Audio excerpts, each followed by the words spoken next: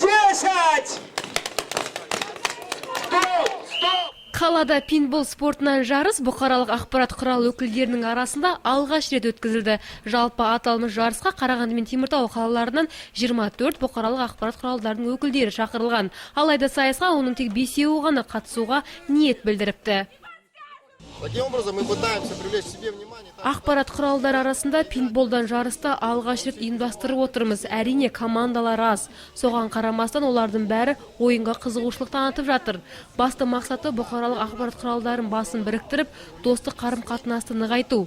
Қатысушылар ерекше әсер алады деген сенімдеміз. Пинбол ағылшын тілінен қазақшаласа бояушы шар дегенді білдіреді. Сайыскерлер маркер деп аталатын арнайы пневматикалық мылтықтармен қаруланады. Ондағы оқ суда оны ериді, бір қызығы тіпті ақ матадан да жылдам жуылады. Ойыншыға тиген түйіршік жарылып, киімде түрлі түсті белгі қалдырады. Арнайы киім киген ойыншылардың барлығы өз командасы үшін жеңіске жетуге тырысты. Развивает командное взаимодействие. Жалпы пинбол ойыны елімізде кенже дамып келе жатыр. Бұл Ресейде жоғары деңгейде дамып кеткен. Сол себептен осы жарысты қолға алып жатырмыз. Өткен жылы ең мықты пинболшылармен жарыс өткізсек, биыл бұқаралық ақпарат құралдарын жұмылдырдық. Келесіде басқаларды тартамыз.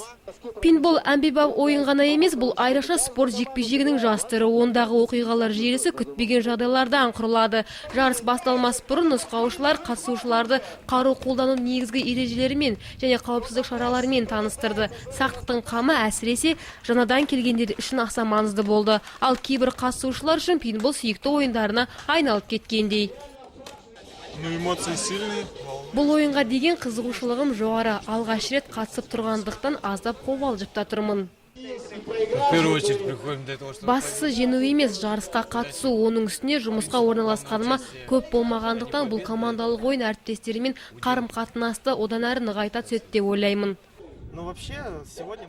Бүгін бір ерекшелігі бұқаралық ақпарат құралдарымен өкілдерімен ойнап жатырмыз. Негізгі пинбол ойына деген қызығушылығым жоғары. Сүйікті ойындарының бірі десем де болады.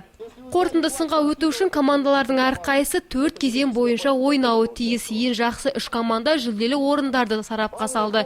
Жеңістен бәрі дәмелі. Алайда 100-ден жүйрік, 1000-нан тұлпар командаларда ортаға суырылып шықты. Турнирда 3-ші орынды Сфера арнасы пинбол клубына 3 рет қатысу сертификатына иеленсе, 2-ші орынды 1000 тегін шар сертификатымен второе счастье жастары газетінің ұжымы алды. Ал 1-ші орынды ТТК арнасының өкілдері 2000 шарды тегін жеңіп алды.